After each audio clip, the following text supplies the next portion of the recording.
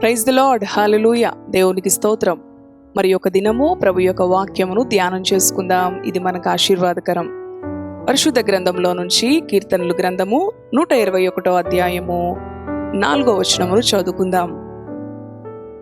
ఇశ్రాయేలును కాపాడువాడు కునుకడు నిద్రపోడు, యెహోవాయే నిన్ను కాపాడువాడు. హల్లెలూయా. ఎంతో శక్తి కలిగిన దేవుని మాట ప్రభు కృప ద్వారా మనకు అనుగ్రహించబడినది. ప్రియ దేవుని బిడ్డలారా, ఈ మాటను కొన్ని నిమిషాలు ధ్యానం చేసుకుందాం. ఇది మనకు ఆశీర్వాదం.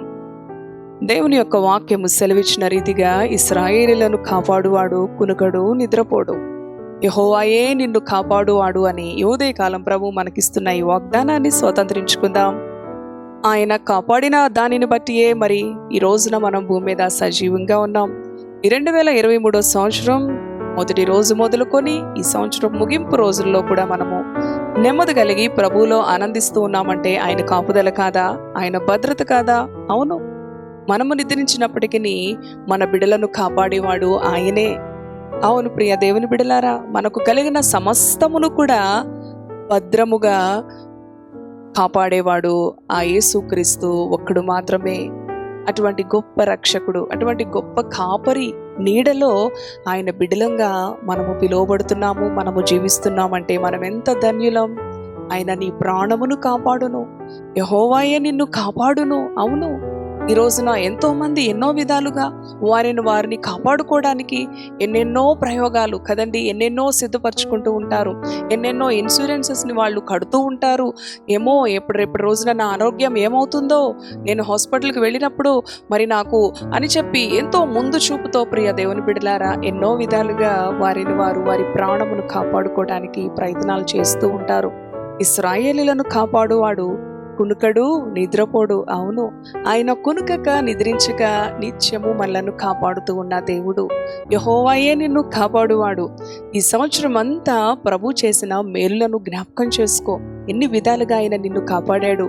నీ రాకపోకల్లో, నీ కుటుంబంలో వ్యక్తులను, నిన్ను, నీకు కలిగిన సమస్తమును ఏ విధంగా ఆయన భద్రపరిచాడో మననను చేసుకొని ప్రభువుని స్తుతించు. ఈ కొన్ని రోజులు ప్రభు యొక్క మరి ప్రియ దేవుని బిడ్డలారా నూతన సంవత్సరంలోనికి మనము అడుగు పెడుతున్న మరి 4 రోజులు కూడా ఈ సంవత్సరం అంతా ఆయన నీ జీవితంలో చేసిన మేలులను తలంచుకొని ఆయనను కొనియాడు, ఆయన స్తుతించు. ఆనాడు మోషే ఫరో దగ్గరకు వెళ్ళి ఇశ్రాయేలీలను, మా ప్రజలను విడిపించు, పంపించు, మేము మా దేవుణ్ణి ఆరాధించుకుంటాం, మేము ఇప్పటి వరకు కూడా బానిసలుగా ఈ ఐగుప్తు దేశంలో ఉన్నాం, పంపించు అన్నప్పుడు ఫరో మరి వారు వెళ్ళిపోతే మరి మన దగ్గర ఎవరు బానిసలుగా పనిచేసేది, వెట్టి చాకిరి చేసేదని పంపించును అనినప్పుడు యెహోవా దేవుడు 10 తెగుళ్ల చేత వారిని బాధించినప్పుడు అదే ప్రాంతంలో ఉన్న ఇశ్రాయేలీలను, గోషేనులో ఉన్న ఇశ్రాయేలీలను ఆయన ఎంత భద్రపరిచాడు. మరి చూడండి, ఏ ద్వారబంధంలో అయితే, ఏ ద్వారబంధం మీద అయితే పస్కా బలి పశువు యొక్క రక్తము ఉండదో ఆ యొక్క ద్వారబంధము మరణదూత ప్రవేశించి అందులో జ్యేష్ఠ కుమారుణ్ణి మరణదూత అపహరిస్తూ ఉన్న సమయంలో దేవుని బిడ్డలు యేసుక్రీస్తు రక్తము, అవును మనము కూడా ఆనాడు పస్కా బలి పశువును వారి ద్వారబంధములకు ఏ విధంగా మరి వారు రాశారో మనము కూడా యేసుక్రీస్తు ఈ గృహానికి అధిపతి, యేసుక్రీస్తు ఈ గృహానికి యజమానుడు, రక్షకుడు అని నీవు కూడా నీ ద్వారబంధములకు ఏర్పరచు. ప్రియ దేవుని బిడ్డ, యేసు రక్తమును, ఆయన యొక్క కవచమును నిత్యము నీ కుటుంబము కలిగి ఉండేలాగా నీవు సిద్ధపరచుకో. ఇశ్రాయేళ్లను కాపాడువాడు కునుకడు నిద్రపోడు. ఆనాడు 10 తెగుళ్ళొచ్చి మరి ఆ ఐగుప్తీలను హింసించినప్పటికీ కూడా ఆయన బిడ్డలకు ఏ తెగులు రాకుండా, ఏ దోమ ఈగ కూడా కుట్టకుండా ఆయన భద్రపరిచాడు. ఏ మరణదూత కూడా ఆ గృహాల్లో ప్రవేశించకుండా ఆయన భద్రపరిచాడు. ఈ రోజున మనం క్షేమంగా ఉన్నామంటే ఆయన భద్రత. ఏ మరణదూత కూడా రాకుండా మన ద్వారబంధములకు యేసు రక్తమును, యేసు నామాన్ని, మరి ఆయన యొక్క రక్షణను మనము కలిగి ఆయనను ఆరాధిస్తూ నీతిమంతుల గుడారములో రక్షణ గురించిన మరి సునాదము కదండి వినబడాలి. మన గృహాల్లో గొడవలు, నెమ్మదిలేని పరిస్థితులు మరి ఉండకూడదు, చీకటికరమైన పరిస్థితులు ఉండకూడదు. దేవుని బిడ్డల యొక్క గృహాలలో రక్షణను గురించిన సునాదము వినిపిస్తూ ఉండాలి. అటువంటి గృహంగా ఈరోజు నీ గృహం ఉన్నదా? అలా ఉంటే నీకు భయం లేదు. ఆయన నిన్ను కాపాడేవాడు, కునుకక నిద్రించక భద్రపరిచేవాడు, యెహోవాయే నిన్ను కాపాడువాడు. ఈ సంవత్సరం అంతా ప్రభువు నీ జీవితంలో చేసిన మేలులను బట్టి ప్రభువును కొనియాడు, ప్రభువుని స్తుతించు. నీవు ప్రభువుని ఎంత కొనియాడినా స్తుతించినా అది చాలా తక్కువే. ఆయన మనలను జీవంతో ఉంచిన దేవుడు, మనలను భద్రపరుస్తున్నాడు, మన బిడ్డలను భద్రపరుస్తూ ఉన్నాడు. మన బిడ్డలు, మన భర్తలు మరి ఆఫీస్కి, స్కూల్స్కి వెళ్ళి వస్తున్నారు, మనము కూడా ఉద్యోగాలకు వెళ్ళి వస్తున్నాము. ఎన్నో విధాలుగా ఎన్నో ప్రమాదాలకి ఎంతో మంది గురవుతున్నప్పటికీ, మన కుడి ప్రక్కన ఎడం ప్రక్కన ఎంతో మంది ఆపదల్లో పడిపోతున్నప్పటికీ కూడా ఆయన మనలను సురక్షితంగా ఆయన రెక్కల నీడలో కాపాడుతున్నాడంటే ఆయనను స్తుతించవా, ఆయనను ఆరాధించవా, ఆయనను మహిమపరచు. అధికముగా ఆయనను కొనియాడు.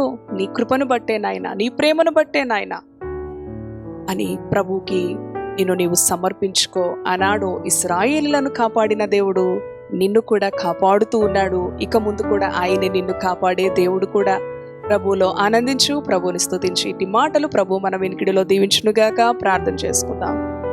దయగలిగిన తండ్రి, పరిశుద్ధుడా, నీ పరిశుద్ధ నామానికి వందనాలు. కీర్తనలు 121 అధ్యాయం 4వ వచనంలో నీ వాక్యం సెలవిచ్చిన రీతిగా ఇశ్రాయేలులను కాపాడువాడు కునుకడు, నిద్రపోడు.